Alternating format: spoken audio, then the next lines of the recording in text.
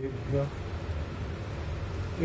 सुरासुरमणिसिन्धवन्दिदं धोदगादिकं प्रणमामि वढ्ढमानं धम्मस्कातारं शेषे पुण्यतीर्थहरि ससौवसिद्धे विशुद्धसाभावे समणे अणानदंसं चरित तव वीर्यायारे ते सौवे समगं पतेगमेव पतेगं वन्दामि अवट्टन्ते अर्हन्ते मानुषे खेते किच्चा अरिहन्तारं सिद्धाणं तरणमो गणहराणम् अज्जावैवगाणं साहूणं चैव सौवेसिं तेसिं विशुद्धदंसं नाळपहाडासमं समासेज्य उपसंपयामि सम्मं जत्तोणिवाणसम्पत्ति। प्रवचन सार परमागम ज्ञान तत्व प्रज्ञापन महाधिकार गाथा 43 प्रश्न 75। यद्यपि आज 44 चल रही है, यहाँ से पिछले की उत्थानिका निकाल ली है, इसलिए यहाँ से पढ़ा। उदय गदा कम मनसा जिणवर वसे हिणियतिणा भड़िया तेसु मूढ़ो रत्तो दुष्टो वा बंध मणु भवदी। थोड़ा सा अंतर इसके अर्थ में है, उसी अर्थ अंतर से अगली गाथा की उत्थानिका निकलेगी।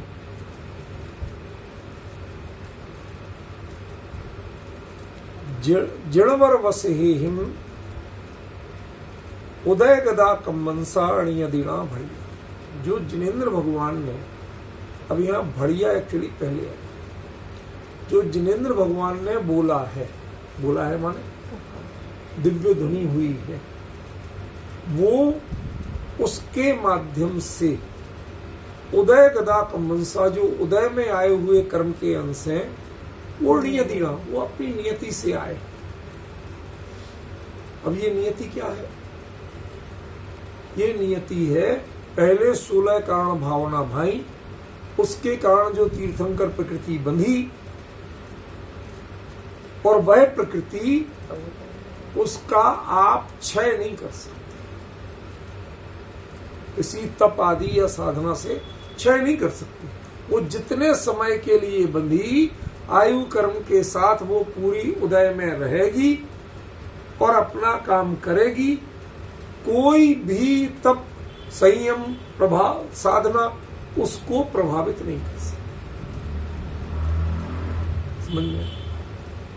ये पॉइंट इसलिए ध्यान देना कि अभी जो अगली गाथा की शुरुआत होगी वो ये समझे बिना, पिछले बार जो अपन ने अर्थ किया था उसमें थोड़ा सा बढ़िया के लिए अपन ने क्या ले लिया था, जिनेंद्र भगवान ने ऐसा कहा है कि उदय आगत कर्म जो कर्मांश है वो तो नियत है। ये सब कर्मों की बात नहीं, ये बात है मात्र तीर्थंकर नाम कर्म, क्योंकि तीर्थंकर नाम कर्म के उदय से ही दिव्य ध्वनि होगी। पॉइंट समझ गया? इसलिए ये चर्चा किसकी है?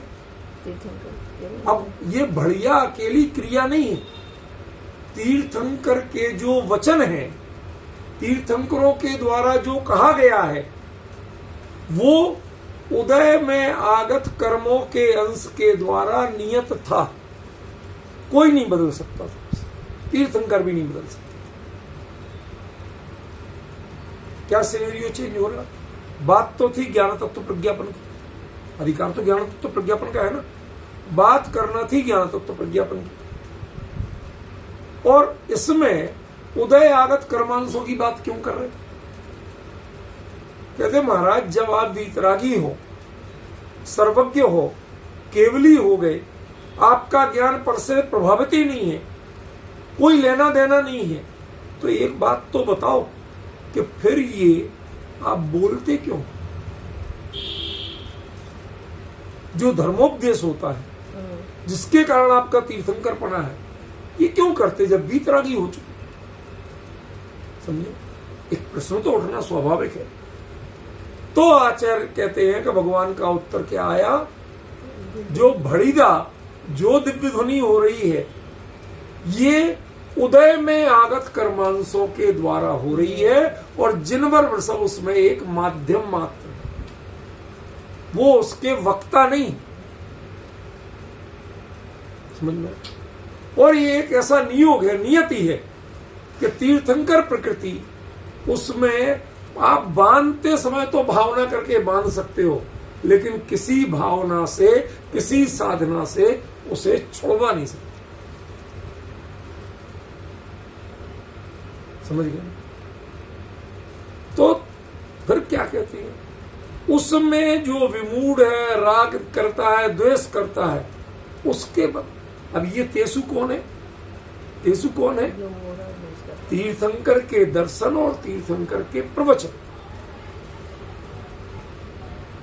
इनसे अकेला अपना प्रयोजन निकालना चाहिए, इनमें राग द्वेष मोह नहीं करना चाहिए, सिर्फ अपना प्रयोजन निकालो। जैन दर्शन कितना अद्भुत दर्शन है, अन्य सभी दर्शनों में अरे भाई आओ आओ भगवान के दर्शन करो, कृपा होगी तुम्हें ये मिले, यहां तो पुण्य तक की छुट्टी कर रहे हैं।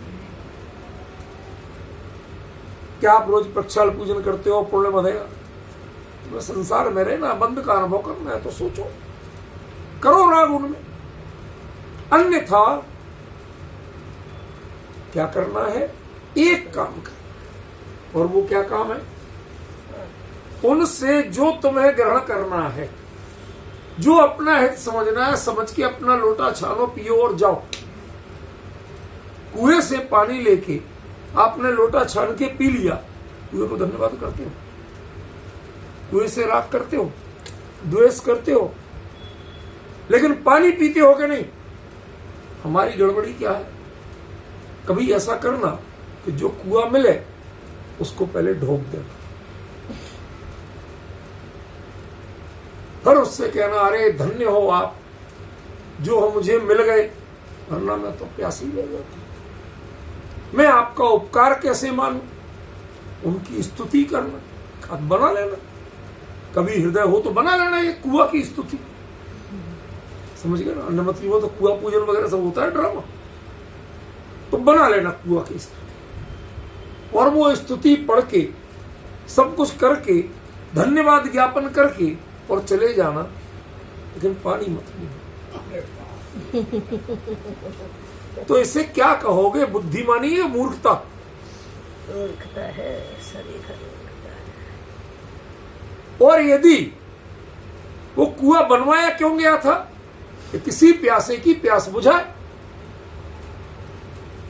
भाई आपका परिचय लेके बनवाया गया था, तो भाई साहब आप आज निकलोगे, आपको हम पानी पिलाएंगे, कोई था अनुबंध? कुछ नहीं था, बनवाने वाले ने अपने भाव से बनवा दिया, उसके जो भाव रहे हो बन गया।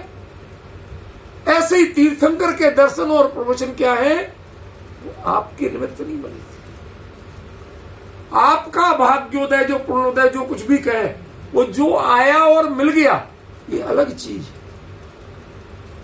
वो भाई किसी कोई के प्यास बुझे, कोई प्यासा कहीं भटक के आ जाए, परेशान हो रहा हो, तो उसे पानी मिल जाए, प्यासा ना मरे। ऐसे ही जो जीव अपना हित करना चाहे, तो भगवान ने पहले भावना भाई कि उन सब के लिए कोई पण दुखी ना रहो, कोई पण संसार में ना रहो, पदात्मा परमात्मा थाओ। ये जो भावना है ना, ये भावना भाई, यही भावना है जिसके फलस्वरूप तीर्थंकर प्रतिबंध, कोई प्यासा ना जाए, आपसे रिश्तेदारी नहीं जोड़ना था। कुएं खोदने वाला बनवाने वाला तो चल गया, उसे पता ही नहीं है कौन पी रहा, लेकिन सार्थकता दोनों की किसमें है कि तुम ढोक दो, स्तुति पाठ करो, कुएं को पूजो, तो भाई साहब पानी लो, पानी पियो, प्यास बुझाओ और अपने रास्ते पे। इसमें कुआं बनवाने वाले की शर्त, और तुम जितने अटकोगे भटकोगे पूजा पाठ में लगोगे और मुद्दे की चीज छोड़ दोगे तो वो पूरे कुआं बनाना बेकार है। क्यों? उसने स्तुति करवाने के लिए नहीं बनवाया था, धन्यवाद ज्ञापन के लिए नहीं बनवाया था, प्रशस्ति वाचन के लिए नहीं बनवाया था। उसने बनवाया था कि तुम प्यास बुझा सको। रूपल बहन है ना, कोई कुआं जंगल में मिल जाए तो काय के लिए, इसीलिए था ना। अब वो कुआं मिला, ऐसे ही वीतराग वाणी का दिव्य ध्वनि का संयोग मिला, वीतराग मुद्रा के दर्शन मिले। शब्द थोड़ा सा संभालने की कोशिश करना, मैं जो बोल रहा हूं आगे का, और आप उनको बारंबार धन्यवाद में ढोक देने में जय हो प्रभु जय हो इसमें लग गए तो आप कुआं पूज रहे।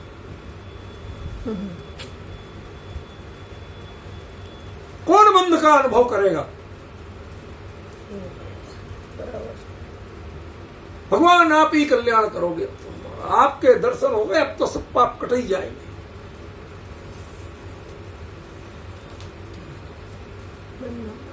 जिन भगवान ने अपने पाप खुद काटे हैं, किसी दूसरी की कृपा से नहीं कटे, उनकी कृपा से तुम पाप काटना चाहते।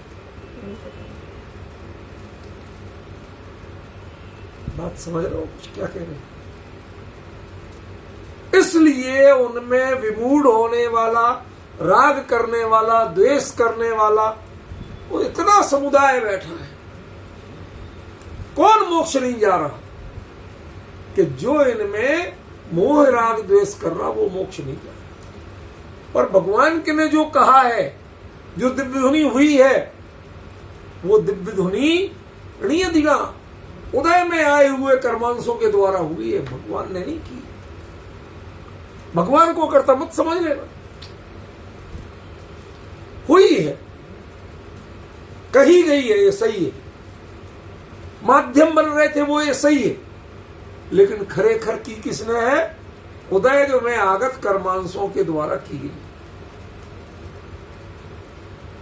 अब इसमें जो किसी भी कारणवश विमूढ़ता लेता है, देख लो भगवान भी तो चलते हैं, हम चलते हैं तो क्या होगा? हमारे चलने को तुम मन वचन काय की चंचलता और उससे होने वाला कर्मबंध क्यों कहते? आप ही तो चल रहे हो। हम चर्चा करते हैं तो आप बुरा कहते हैं, और भगवान चर्चा करते हैं, उपदेश देते हैं तो भला कहते हैं। एक बात बताओ, सरवार सिद्धि में 33 सागर तक तब तो चर्चा होती कि नहीं होती? होती है। बंद होता कि नहीं होता? समस्या क्यों? वो उस चर्चा में राग कर रहे हैं, बहुमान कर रहे हैं, रम रहे हैं। चर्चा का जो प्रतिपाद्य है उसमें नहीं रम रहे, चर्चा में रम रहे। लाइकली कुएं को बारंबार ढोक दे रहे, कुएं की स्तुति गान कर रहे हैं। जिन शासन कहता है कि भगवान वीतरागी हैं, वो कोई तुम्हें उपदेश नहीं दे रहे। केवली के स्वरूप में उपदेश देना शामिल है ही नहीं। तो सब हो रहा है, इतना सामने देखा तो उदय गदा भगवान से कहा, भगवान आपका उपदेश आज दिव्य ध्वनि सुन के मजा आ गया। कहते उदय गदा कमंसा बढ़िया, ये उदय आगत कर्मांशों ने बोला, मैंने नहीं बोला, मैं तो खाली माध्यम था। तुम भ्रम पाल रहे हो मेरा। कहते ये जो हमारे, मैं बोल रहा हूं, मैं कर रहा हूं, इस प्रकार जितने भी मूढ़ता राग द्वेष करते हो, इससे तुम्हें बंध होता है। हमें ये काम करते हुए बंध नहीं है, समझ रहे? और तुम्हें एक भी काम नहीं कर रहे, तुम शांत बैठे हो तो भी बंध हो रहा है। क्यों?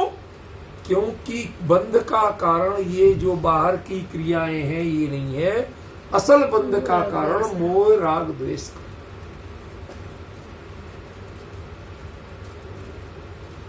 तो उसमें ये आया ना तेसु, तेसु, तेसु केसु, जो वचन दिव्य ध्वनि जो कहे गए हैं उनमें जो विमूढ़ है, रक्त है, द्वेष करता है, वो बंध का अनुभव करता है, इस तेसु को पकड़ लो, इससे अगली गाथा निकलेगी। वो क्या कहते हैं? तेसिम, गाथा पढ़ेंगे, पहले मुद्दा पकड़, उत्थानिका तो गाथा के पहले ही आती ना। तेसिम, जिनके वचन तुमने सुने थे, उन्हीं तीर्थंकर परमात्मा के जैसे दिव्य ध्वनि नियत है, कर्म उदय से हो रही है, भगवान नहीं कर रहे हैं, उनके कुछ काम और भी ऐसे। वो क्या होते हैं? ठाण से जिव्यार धम्मोपदेश, ये काम भी कर्मोदय से हो रहे हैं, भगवान नहीं कर। इति अब क्लियर हो गया। तेसु तेसिम णीयदना और णीयदु, ये दो शब्द देखो सबसे ज्यादा मैंने अंडरलाइन किए। समझ में आ रहा? ये पकड़ना सीखना पड़ेगा, मूल गाथा से पूरा मर्म निकालना सीखना पड़ेगा। हम लोग क्या करते हैं, इससे पूछा उससे, अरे कुंद कुंद से पूछो, आचार्य देव आप क्या कहना चाहते हैं, आप बताओ। दूसरों से पूछने क्यों जाते? हमारी आदत पड़ गई। कभी कभी घरों में मियां बीवी में झगड़े हो जाते, आ गई, बोलना बंद कर दिया, नहीं बोले। अब बोले बेटा काम नहीं चलता, बेटा मम्मी से पूछना मेरा वो चश्मा कहां रखा। वो भी कह रहे बेटा बताया वहीं रखा है। अब साहब हमारा अनबोलना भी चल रहा है, कसाई भी निभ रही है, बोलना भी चल रहा है, काम भी निभ रहा है। समझ रहे हो? तो ये आप बताना क्या चाहते हो? ये जो गैप क्यों बना रहे हो? डायरेक्ट बात समझो ना। और डायरेक्ट बात क्या है कि जैसे उनके धर्म वो प्रवचन होते हैं, दिव्य ध्वनि होती है, वो कर्म के उदय के कारण होती है, ऐसे ही उसकी आनुषंगिक प्रकृतियां वो भी कौन सी हैं? कौन सी हैं? वो सारी अघाती कर्मों की और मुख्यतः नाम कर्म की। तो तीर्थंकर भी तो नाम कर्म की ही प्रकृति है, उसके उदय से वचन हो रहे हैं और बाकी प्रकृतियों के उदय से क्या हो रहे हैं? ठाण से विहारा या धम्मोपदेशो। चार काम भगवान चार काम में लगे दिखते। खड़े हो जाएंगे, चलते चलते रुक गए, रुक के बैठ गए, बैठ के फिर उठे, विहार कर गए और जाके वहां फिर बैठ खड़े हुए, चलते चलते फिर बैठ गए, फिर धर्मोपदेश हुआ, फिर विहार कर गए। ये काम भी हो, इन कामों को वीतराग भगवान तीर्थंकर परमात्मा का काम मत मान ले। उनका काम तो कैवल्य है, बाकी ये उनके काम नहीं है। तो किसके काम है? कि उदय गदा कम्मंसा नियदियो, उदय नियदि ना कहा था, उदय गदा कम्मंसा, जो उदय में आए हुए कर्मों के अंश हैं, वो अपना परफेक्टली करते ही करते हैं, उनसे ये सब होता है। इनका श्रेय उनको है, भगवान को नहीं। ठीक है? तो मूल वाक्य कहां से शुरू होता है? मैंने लिखा है ना 1 नंबर, अरिहंताणम काले, अरहंत अवस्था में। अपने जीवन के पीरियड होते ना, पहले बाल्यावस्था, बाल्यकाल, युवा काल, गृहस्थ काल, दीक्षा काल और आखिर अरहंत काल। बताइए आप ऐसे बोलते कि नहीं बोलते? बाल्यकाल आदि बोलते कि नहीं बोलते? ऐसे ही ये काले शब्द है। यह काले का काल द्रव्य से कोई लेना देना नहीं, समझ गए? अरहंत अवस्था में ते सिम उन्हीं के किनके? अरे हम दिखता तो आपको तीर्थंकर की आत्मा दिखती है क्या? नहीं, शरीर दिखता। आप जिसके दर्शन करते हो वो क्या है? देह दिख रही। भाई उस आत्मा जिस देह में विराजमान है वो देह के ही तो करते हैं। अब वो मुद्रा जितनी चाहे परम शांत हो, ज्ञान वैराग्य वर्धक हो, जो कुछ भी हो, वॉट एवर, बट मुद्दे की बात जानो कि वो क्या होता है? देह। आपको दर्शन तो देह के हो, तो आपको अरंत कौन है? शरीर से। समोसण में विराजमान साक्षात तीर्थंकर परमात्मा। गुरुदेव कैसे कैसे वर्णन करते थे? केसरी सिंहो आवे छे, कोट पूर्वनी आयु छे, 500 धनुषनी काया छे, मतलब आ तीर्थ विदेश क्षेत्र में विराजे छे। कहते थे कि नहीं कहते थे? ऐसे ऊपर में क्या है? तो किसको देख के कह रहे थे? 500 धनुष की काया किसकी थी? तीर्थंकर। आत्मा की। शरीर। उन्हीं को तो कहा, अरे आपने देह युक्त आत्मा को ही कहा, भले ही ऐसा कह लो, लेकिन दर्शक धनुष का जो आकार है काया का, वो तो उद्गल काया है, समझ में? कोट पूर्वनी आयु है किसकी? शरीर की। शरीर की। आत्मा की तो कोई आयु होती नहीं, समझिए ना? आयु कर्म भी है, घाती कर्म है। डिफरेंस ख्याल में आ रहा? तो अब जरा सोचना, फिर अभी गा के भी बताएंगे। अरिहंताणम काले तेसिम, अरंत अवस्था में उनके, किनके? तीर्थंकर। जिनको आपने तीर्थंकर रूप में देखा है। आपने मिश्रित रूप को देखा है, शुद्ध रूप को तो आत्मा तो आपको दिखता नहीं, आपके ज्ञान में झलकता ही नहीं। और जिस दिन झलक जाएगा उस दिन अनंत के दर्शन करने जाओगे नहीं, क्योंकि आप खुद केवल ही हो जाओगे। केवल ज्ञान के अलावा झलकते ही नहीं, समझ रहे? तो अरिहंताणम काले तेसिम, उन्हीं के जिनका अरहंत काल चल रहा है, तीर्थंकर परमात्मा का, उन्हीं के क्या होता है? नियदयो। वो उदय गदा कम्मन सा पिछली गाथा से लेना पड़ेगा। उदय में आगत कर्मांशों के कारण नियत रूप से, ये नियत माने इनका आपस में पैक्ट है, इनने आपस में तय कर रखा है। क्या होगा? ठाड़ खड़े होना, विसेज बैठ जाना, विहारो विहार करना, धम्मोपदेश होया और धर्मोपदेश, ये क्रियाएं अरहंत अवस्था में उनके नियत रूप से होती है।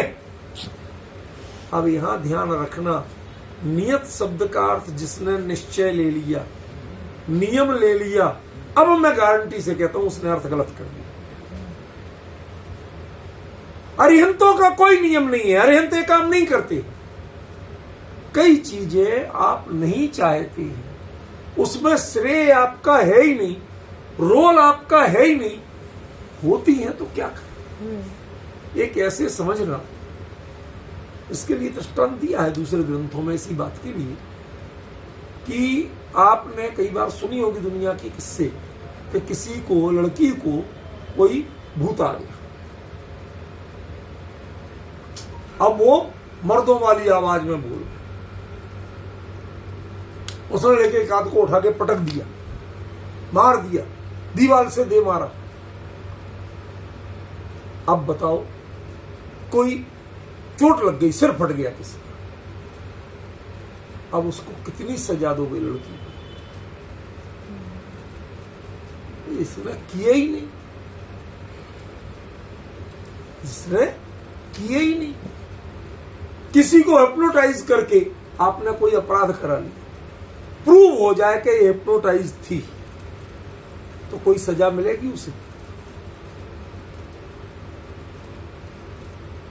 वो किसने किया? कि देह ने किया। जब इसका उपयोग उससे बंधा हुआ नहीं था, देह की क्रिया है, आत्मा व व्यक्ति वह उसका जिम्मेवार है। ऐसे ही यहां नियत शब्द का अर्थ क्या करें, ऐसी नियत थी, ऐसे ही होनहार थी, हो गया, होनहार थी सो हो गया, मैंने किया ये आप नहीं कह सकते। रूपल बहन कुछ पकड़ पा रही हो मैं क्या कह रहा हूं?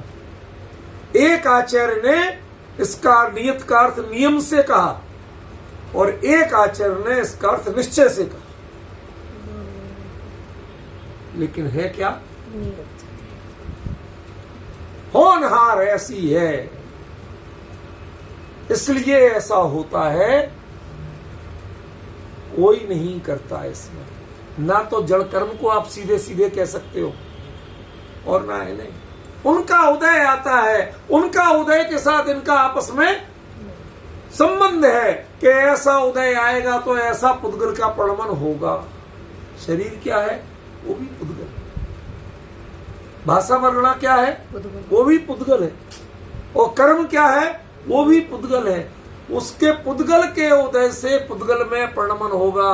अनंत अवस्था में पुद्गल विपाकी प्रकृतियों का उदय होता है, तीर्थंकर अवस्था में पुद्गल विपाकी प्रकृतियों का उदय होता है, जीव विपाकी कोई प्रकृति का उदय नहीं। और जब जीव विपाकी प्रकृति का उदय ही नहीं है तो वो काम अरहंत ने किया, ऐसा व्यवहार से भी नहीं कह सकते आप। रूपल बहन कुछ याद आ रहा है? अगुर लघुत्व गुण के बारे में मैंने बताया था। वीरसेन स्वामी धवला, अभी भी याद नहीं आया? विजय जी आपने तो सुना ही नहीं होगा, इसलिए आपको याद कहां से आएगा? मैं रिकॉर्डिंग सुन ली है। सुन ली? सुन ली होगी तो अच्छी बात है। क्या कहना चाहता हूं? पकड़ में आया? नहीं आया तो चलो बता दे। सिद्धों के अगुर लघुत्व गुण होता है। तो प्रश्न किया इसका अर्थ क्या, इसका फंक्शन क्या, क्या होता है इससे? तो वीरसेन स्वामी पहले प्रश्न करते, एक कहते हैं कि इसका मतलब मैं ये लेता हूं पूर्व पक्ष के रूप में, उत्तर नहीं है, सही बात नहीं है, कि इसके कारण सिद्धों का आकार छोटा या बड़ा नहीं होता।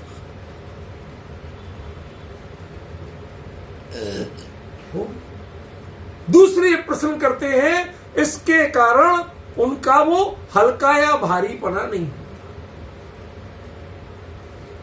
आप गुरु लघु, गुरु माने भारी, लघु माने हल्का, गुरु माने बड़ा, लघु माने छोटा, दो ही अर्थ होते हैं। दोनों अर्थ उन्होंने कर दिए। तो आचार्य वीरसेन स्वामी लिखते हैं कि ये दोनों ही व्याख्यान करना जिन शासन के विरुद्ध है, सिद्ध स्वरूप के विरुद्ध है। क्यों? इसलिए नहीं कि खरेखर सिद्धों के तो आत्मा के प्रदेशों में ये सब होता ही नहीं, हल्का भारी वगैरह, तो ये नहीं, तुम कह ही नहीं सकते। क्यों नहीं कह सकते? कहते ये जो पुद्गल, जो नाम कर्म की प्रकृति है, ये पुद्गल विपाकी, जो हल्का भारी या लंबा छोटा होना, ये नाम कर्म का काम। नाम कर्म की प्रकृति पुद्गल विपाकी, उसको व्यवहार से भी नहीं लागू कर सकते। जीव, उनको कहो कि केवल ज्ञान जो हुआ या अनंत ज्ञान जो हुआ वो ज्ञानावरणी के अभाव से हुआ, कह सकते हो। क्यों? ज्ञानावरणी प्रकृति जीव विपाकी। जब उनका स्वरूप चेतनमय है तो चेतन पे पुद्गल का उपचार नहीं लगा सकते आप। चेतन पे उपचार भी लगेगा तो जिस पुद्गल की प्रकृति का चेतन से रिश्ता नाता होगा उसका लगेगा। अब इससे ज्यादा नहीं बोलूंगा, वो अपना पुराना प्रकरण है, अब आपको याद आ जाना चाहिए। तो ये जो नाम कर्म की प्रकृति है, जिसके कारण ठाण सेज विहारा धम्मोपदेशो, ये जो सब हो रहे हैं, ये कौन सी प्रकृति है? जीव विपाकी के पुद्गल विपाकी? ये पुद्गल विपाकी है। तो हम व्यवहार से भी तीर्थंकर को खड़े होना, बैठना, चलना, धर्मोपदेश देना, इसका कर्ता व्यवहार से भी नहीं कह सकते।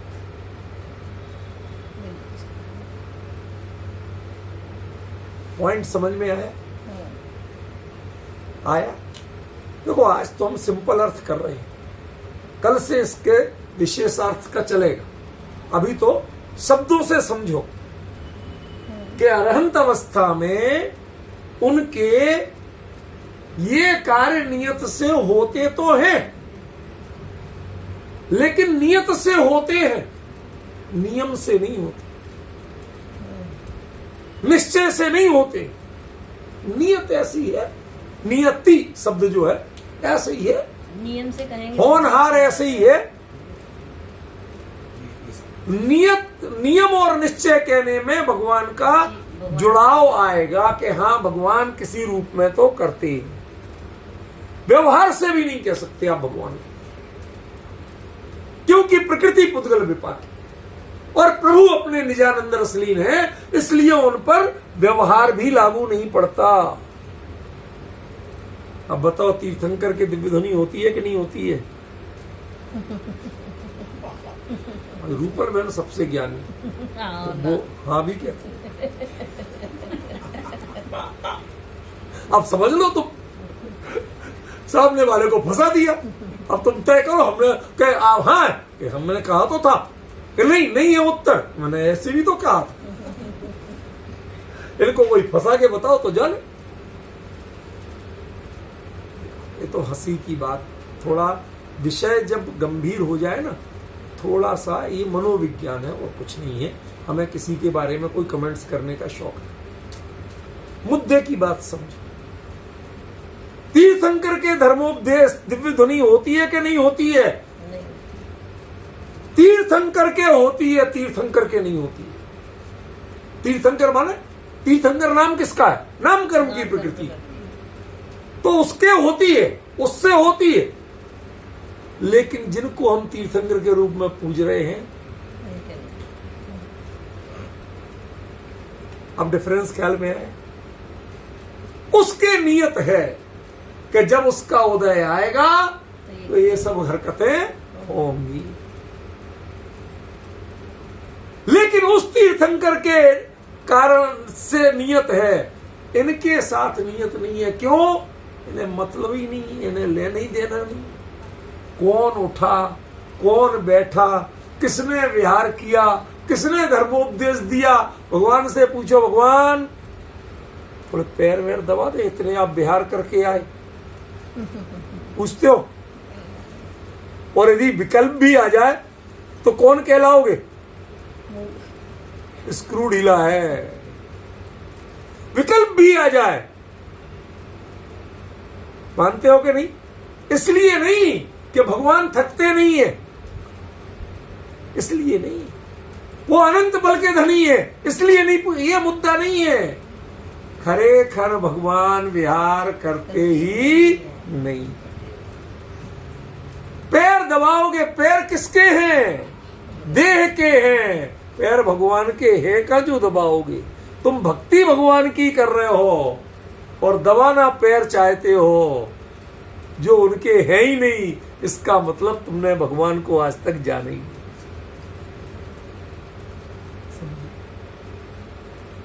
ये सबसे इंपॉर्टेंट शब्द है, नियति। नियति, होनहार।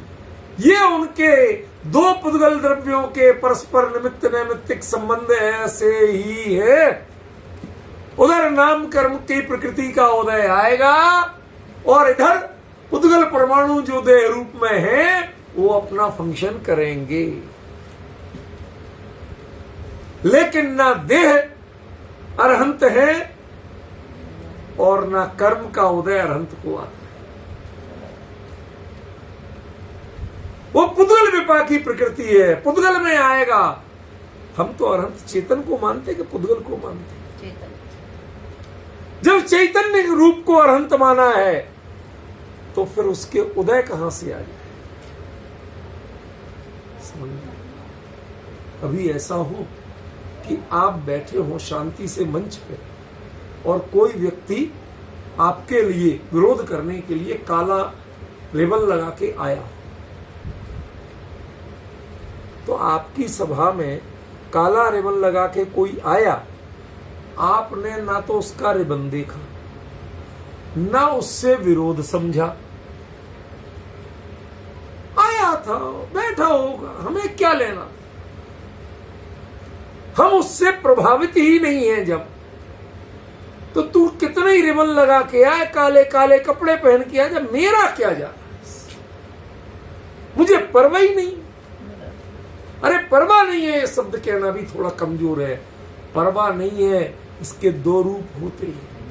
एक तो मेरा उपयोग उस पर नहीं गया और चला भी जाता, ज्ञान का विषय बन भी जाता, तो मुझे कोई उसकी परवाह नहीं थी।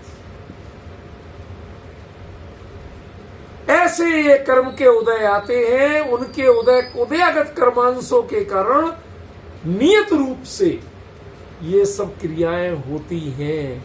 लेकिन इन क्रियाओं में थोड़ा ध्यान से सुनो, टिको नहीं, आप लोग टिक के अंतर पड़ जाता है, आपको पता नहीं चलता, हमें पता चलता। क्या कह रहे? इन क्रियाओं में भगवान का जुड़ाव रंच मात्र भी नहीं। कैसे हो रही हैं? नियत से। किसके साथ नियत है इनकी? उदयगत कर्मांशों के। उदयगत कर्मांश किसके हैं?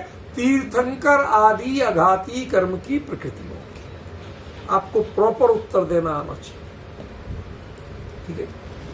तो ये जो आप मानते हो कि तीर्थंकर अनंत काल में ऐसा ऐसा करते हैं, कुंद कुंद आचार्य कहते हैं हम देख के आए, हमारे सीमंदर भगवान ना विहार कर रहे थे, ना खड़े हो रहे थे, ना बैठ रहे थे, ना धर्मोपदेश थे। आज हमने केवली का सोचा, आज पहचाना, यहां पर हम दर्शन तो करते थे चाहे जिनबिंब ही सही, लेकिन उनमें उससे भिन्न चैतन्य को इस रूप में नहीं देखा था जो आज देखा।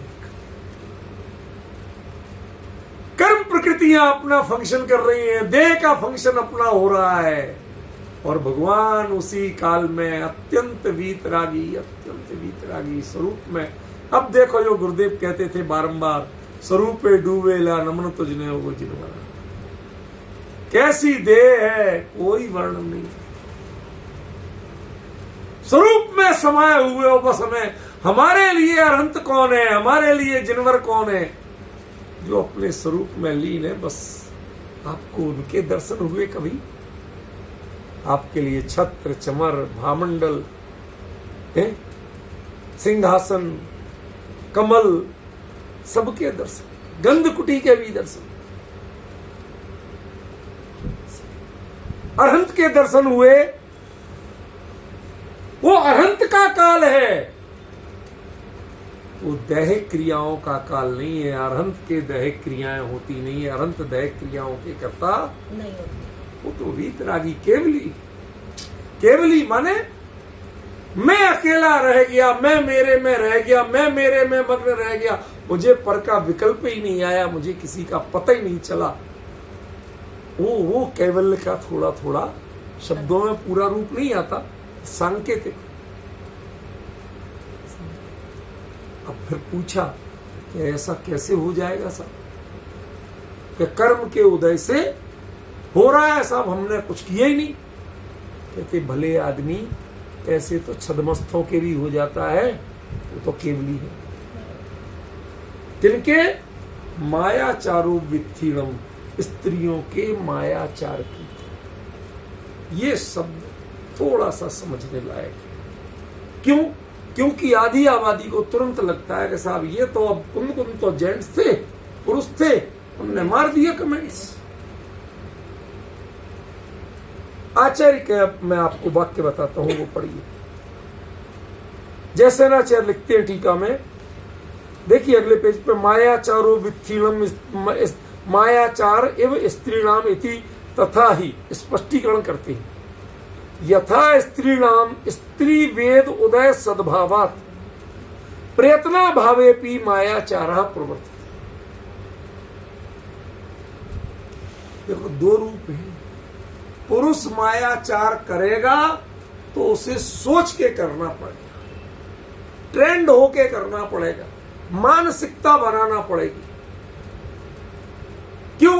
क्योंकि उसके स्त्री वेद का उदय नहीं है।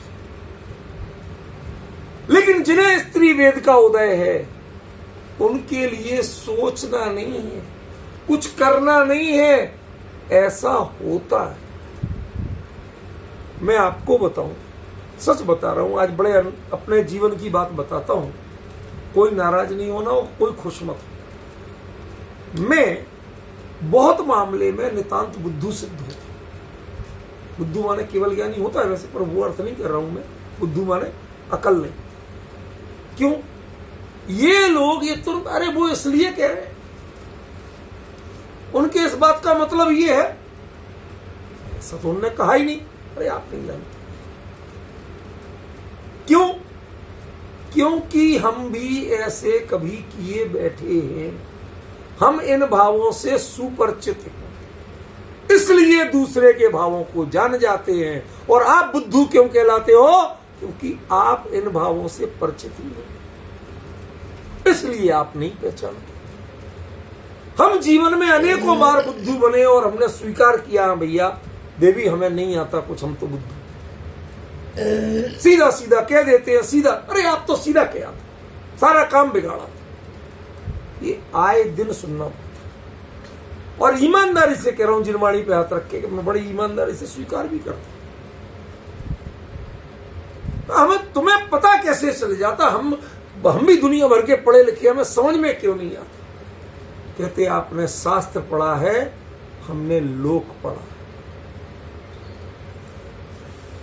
हम इन लोगों को देखते हैं, हम इनको अच्छी लेडीज के जानते हैं, लेडीज कैसे बात निकालती हैं, कैसे बात को घुमाती हैं, ये हम अच्छी तरह जानते हैं। वो पहचान लेते हैं और उनका 99.99% बिल्कुल सही प्रोडक्शन होता। कहते आप जो ये सोच रहे हैं ना, ये ऐसा नहीं है, इसकी असलियत ये होना। तुम तो ज्योतिषी हो, कौन हो, सारी बात ऐसे ही बता देते। ये कुछ नहीं है। ये जो उत्तर दिया है, स्त्री वेद उदय सद्भावा, उससे वो परिणतियां बिना ट्रेनिंग के होती हैं। भाई साहब, बिना ट्रेनिंग के होती है। वो उदय कर्म अपने आप वैसी परिणतियां। ये दृष्टांत बहुत अद्भुत है, समझ रहे हैं? उससे ये काम होते हैं। अब जरा गाथा पढ़ो, फिर हम गाथा का नए सिरे से अर्थ करते हैं। ये तो अभी पिछले से लिंक जोड़ रहे थे खाली, कि पिछली गाथा से इस गाथा का कैसे लिंक है, ये जोड़ा। अब हम गाथा पढ़ते हैं। ठाण से विहारा धम्मोपदेशो यणियदियो ते सिं अरहंताणं काले मायाचारो वैथीणम्। अब पहले पिछली गाथा का अर्थ करना, तो इस गाथा को पढ़ना पड़ेगा। मतलब अभी तक ये लग रहा था, या बहुत से लोगों के सुना, रूपल बहन नाम किसी का नहीं लूंगा, पर मैं सुन चुका हूं। उसमें पिछली गाथा में अर्थ क्या दिया? संसारी जीव जो जानता है, शब्द ध्यान देना, जो जानता है, अकेला जानता नहीं है, उसमें राग द्वेष मोह करता है, इसलिए उसके बंद हो।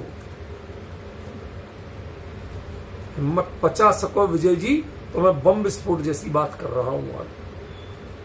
आप टीकाओं में पढ़िए, यही लिखा। कहना नहीं चाहता था, लेकिन अब आपको हिम्मत करके बता रहा हूं, बिल्कुल यही का यही लिखा है। क्या भू उत्थानिका दी है पिछली गाथा में? ज्ञान की क्रिया भिन्न है और ये क्रियाएं भिन्न हैं। भगवान जानते हैं और आप जानते हुए राग द्वेष मोह करते। किसको जानते हुए? ये तो आपने ज्ञान और राग को मिला दिया। वो ज्ञान किसका, किसको जान रहे, यहां उसका अर्थ है मात्र दिव्य ध्वनि। पॉइंट समझिए, क्या अर्थ है? दिव्य ध्वनि में आगत बातों को, जो वचन है उनको जानते हुए जो जीव विमूढ़ होते हैं, राग करते हैं, द्वेष करते हैं, उनके बंध होता है। वरना दिव्य ध्वनि में ऐसी कोई बात नहीं है जो बंध का कारण है। अब ये पिछली गाथा का अर्थ हुआ। तो उनको एग्जाम्पल दे रहे हैं कि जैसे दिव्य ध्वनि होती है ना कर्म के उदय से, ऐसे भगवान के और भी काम, कोई एक ही दिव्य ध्वनि का काम नहीं हो। कौन कौन काम होते हैं? थाणन से विहारा, अरिहंताड़म काले, अरिहंत अवस्था में उनके खड़े होना, बैठना, विहार करना, धर्मोपदेश देना, ये कार्य भी नियदयो। ये नियत किसका है? उदय कौन आता है? उदय में कौन आता है? कर्म या आपका परिणाम? कर्म। अरे छदमस्त के कौन आता है? चलो, और अंत के तो कर्म आता है। आपके भी उदय में कर्म ही आता है। आपका परिणाम तो उससे भिन्न नहीं है। कई बार कर्म का उदय विपरीत होता है और हमारे परिणाम अच्छे होते हैं उसी काल, और कई बार कर्म का उदय अच्छा आया और आपके परिणाम विपरीत होते। मैं प्रमाण देता हूं। एक जीव ने पूरे जीवन दया, दान, व्रतादि के, मंद कसाय के परिणाम किए। विजय जी जरा ध्यान से सुनिए, क्या किया? दया, दान, व्रत, तीर्थ यात्रा आदि सब बड़े बढ़िया अच्छे अच्छे परिणाम किए, भरपूर पुण्य बांधा। अगले भाव में वो पुण्य उदय में आया, उसे राजसी वैभव मिला, एक से एक सुंदर रानियां मिली, नौकर चाकर मिले, समझ में, बढ़िया सेनापति और मंत्री भी मिल गए जिनने उनके राजपाट को बढ़ाया। भाई साहब, क्या हुआ? विषय भोग और परिग्रह, ये दोनों काम किए, दोनों क्या है? विषय भोग पुण्य है, परिग्रह वृद्धि पुण्य है, दोनों पाप है। और किए हुए कैसे? अरे ये कर्म का उदय है, न तब वो जीव का परिणाम उसका कारण था, न आज का परिणाम का। आप यदि इन परिणामों में, कर्म के उदय की स्थितियों में जो चल रही हैं, इनमें आप जो मुद्दे की बात अपने अंदर में उतरने की है, वो सीखने की जगह आप राग द्वेष मोह करते रहोगे तो अकेले बंध का अनुभव होना है और कुछ नहीं मिल रहा है।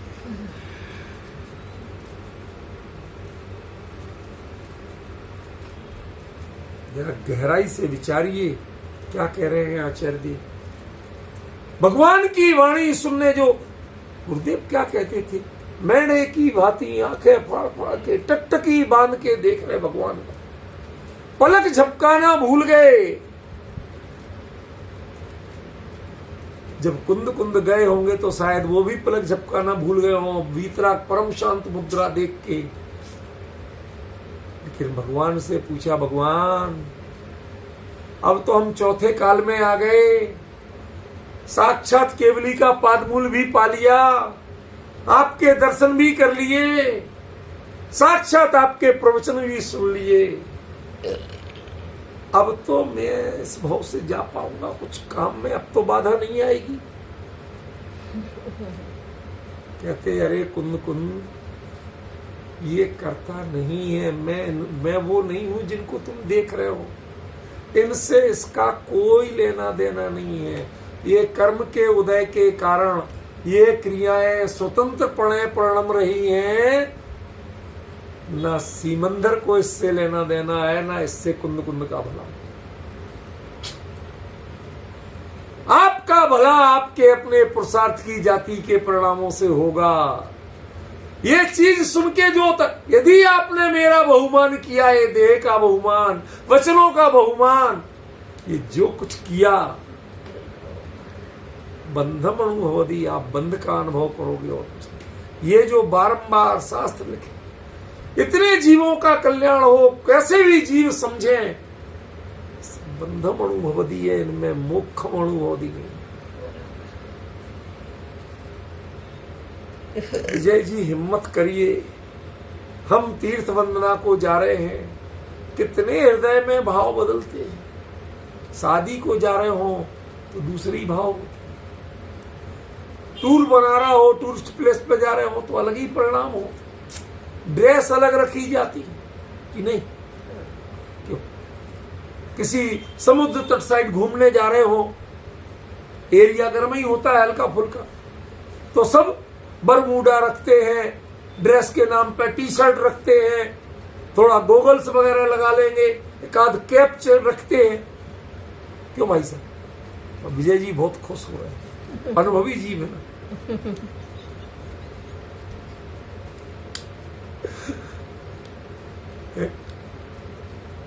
हम गए तो हमारे सब लोग कहते हैं, अरे बुद्धू हो तुम, कोई तीर्थ यात्रा पे आए थे जो कुर्ता पजामा ले आए। अंतर तो पड़ा, थोड़ी से परेशान तो हम भी हुए थे, वही तो वहां के हिसाब से। तीर्थ यात्रा को जाते हैं तो हमारे सब लोग समझदार हैं, सफेद कुर्ता पजामा ले जाएंगे, क्यों? सिंपल कपड़े ले जाएंगे, सात्विक साधन ले जाएंगे, सब कुछ लेके जा रहे हो। लेकिन ध्यान रखना, वो सिद्ध क्षेत्र की वंदना, वहां से क्या लेना है? मैं भी थोड़ा बुद्धू हूं, मैं अक्सर सिद्ध क्षेत्रों से मिट्टी लेके आता। झूठ क्यों बोल, जो है सो है। क्यों? क्योंकि लोग मेरे से मांगते हैं, मुझे कोई उनका टोना टोटका नहीं करना होता।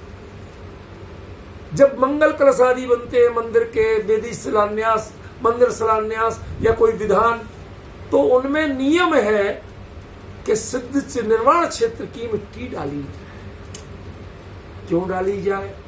आपके परिणाम निर्वाण लाभ के हों, ये पुण्य लाभ के परिणाम। क्यों डाली जाती है सचिन? समझ में आ रहा है? आप इससे पुण्य पाने की आकांक्षा मत करना। हम तुम्हें उस जगह ले जा रहे हैं जिन कणों से भगवान सिद्ध हुए। उन कणों को स्पर्श करके चमत्कार की आशा मत करना, पुण्य लाभ की आशा मत करना। तुम ध्यान रखना कि तुम भगवान के गुणों का गान कर रहे हो तो अंतरंग में प्रवृत्ति कैसी हो कि मैं भगवान बनूं, मुझे पुण्य मिल जाए, अनुकूलता मिल जाए, ऐसे भाव मत कर ले आते। चाहिए पड़े लोग, भाई साहब ले जाओ। कहां से लाएंगे लोग? क्योंकि दुनिया की चीजें तो लाते हैं। शिखर जी से जड़ी बूटियां लाते हो आप, दर्द का तेल लाते हो। क्यों?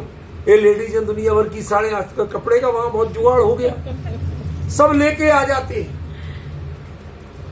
लेकिन ये वो मैं कहा हूं, तो ऊपर गए थे, ऊपर चल के थके इतने थे, कौन उठाए काय में हो सही नहीं। मैं एक थैली अलग से लेके जाता हूं जब भी किसी सिद्ध क्षेत्र पे जाऊं, थोड़ी सी जहां से भगवान की टोंक होती है इतनी सी रख लाता। क्यों? कभी किसी को अपने आप में घर में एकदम कोरी मिट्टी की मटकी में ढक्कन से संभाल के रखता हूं। आज रहस्य खोल रहा हूं खुल के, बड़ी ईमानदारी से। कभी कभी एकदम अकेला होता हूं, घर में कोई नहीं, ये लोग सब गए, तो कभी कभी वो मटकी सामने रख के भाव में सारे निर्वाण क्षेत्र सिद्ध क्षेत्र की भावना करता हूं, खाली स्पर्श करता हूं और वह संवेदन लेने की कोशिश करता हूं कि जहां से भगवान सिद्ध गए थे, चौथे काल की मिट्टी है। चौथे काल के भाव होना चाहिए, स्वरूप में समाने के भाव होना चाहिए, पुनः दूसरे की चरण वंदना करने का भाव।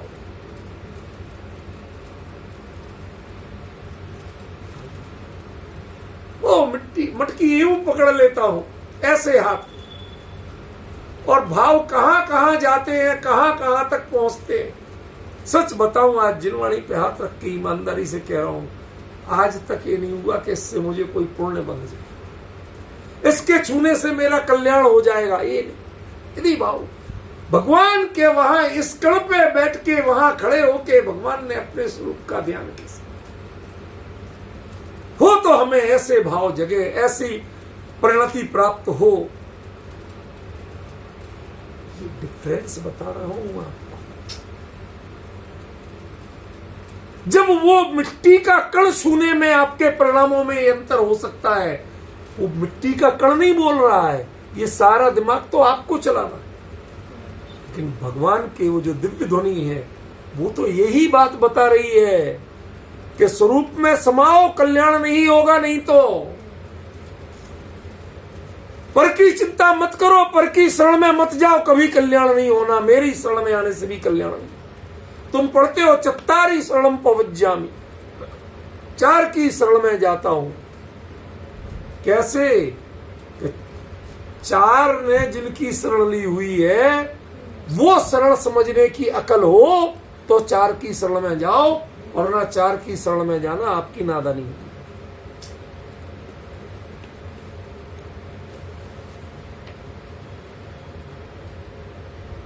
क्या कह रहा हूं? आप किसी से के पास अपनी जान बचाने गए और वो खुद ही अपनी जान बचाने किसी और के पास जा रहा।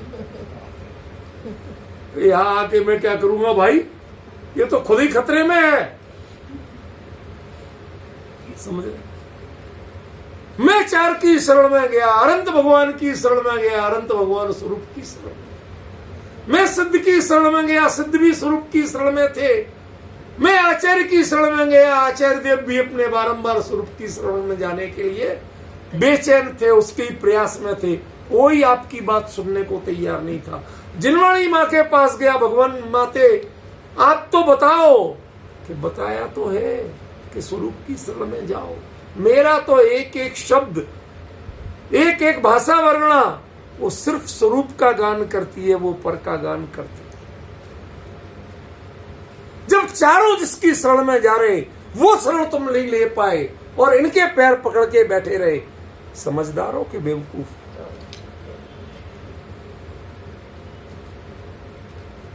ये पाठ गलत नहीं है कि 4 की शरण में जाओ, और किसी की शरण में जाओगे तो राग द्वेष मोह लेके आओगे। समझे आप? इनकी शरण में जाओगे तो स्वरूप में समाने का मार्ग तो मिलेगा, क्योंकि ये अपने स्वरूप में है, ये पर में नहीं।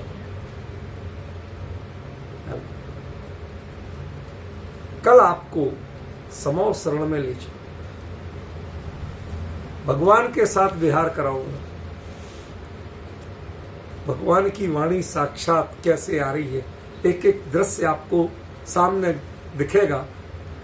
एक बार तो वो व्यवहार चलेगा, ठाण सिज विहारा धम्मोपदेशो, और उसके बाद जो चलेगा वो चलेगा कि इसमें अरहंत कौन है, इसमें अरहंत काल क्या है। खड़ा होना अरहंत काल है कि बैठना अरहंत काल है, समोसरण अरहंत काल है। इसमें असल में अरहंत कौन है? 64 चमर, भामंडल, छत्रत्रय, गंधकुटी, 12 सवा 100 इंद्र, कौन अरहंत है? इनमें कौन सी अरहंत की पहचान है?